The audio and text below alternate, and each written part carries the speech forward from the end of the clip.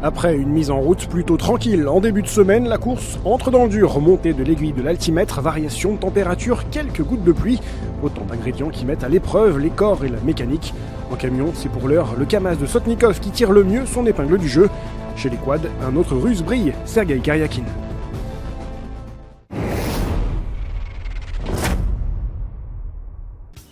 Mercredi, cap au nord avec la traversée des provinces de Tucumán et de Salta. Premier test en haute altitude, près de 200 km de spécial pour les camions. Une troisième étape qui chamboule déjà le classement.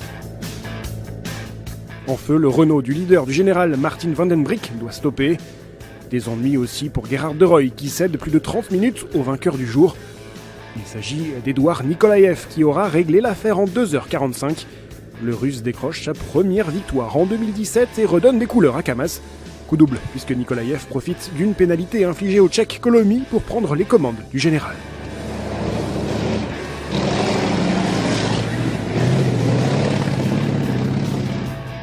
Le lendemain, jeudi, sur la route de la Bolivie, ça se corse encore un peu plus avec des dunes à franchir à 3500 mètres d'altitude et de nombreux pièges dans la navigation. Des conditions extrêmes pour un duel, celui qui oppose Gerhard de Rooij à Eirat Mardeyev.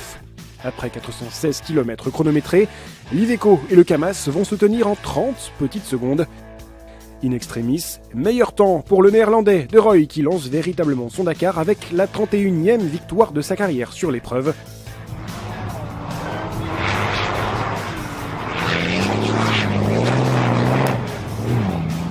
Seulement 8e à plus de 23 minutes, Nikolaev cède sa place de leader à son compatriote de chez Kamaz, Dmitri Sotnikov.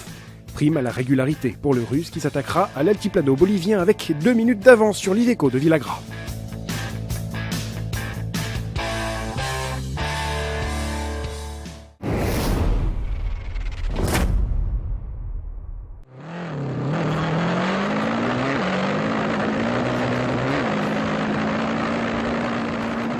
Chez les quads, le grand perdant de la journée de mercredi se nomme Nelson Sanabria. Le Paraguayen cède plus d'une heure et demie au vainqueur d'étape Gaston González sur Yamaha. Deuxième de l'étape, bien au chaud dans le sillage de González à 4 minutes, Ignacio Casale prend alors les commandes du général. Il y a un an, presque jour pour jour, le Chilien avait été contraint à l'abandon sur le Dakar. Mais dès le lendemain, les rênes vont encore changer de main. Casale accuse un retard de 35 minutes à l'arrivée à Tupiza sur le héros du jour, Walter Nosglia. Encouragé par tout un peuple, le Bolivien sur Honda se surpasse pour décrocher la toute première victoire de sa carrière sur le Dakar, pour sa 4e participation. Les écarts sont très importants à l'issue de ces 416 km. Karyakin est 2e à 12 minutes, Domajewski 3e à 20 minutes. Très régulier depuis le début de l'épreuve, le jeune russe Karyakin prend les commandes du général avec 28 petites secondes de mieux que Casale. L'altiplano bolivien promet d'être le cadre d'un beau duel entre les deux pilotes Yamaha.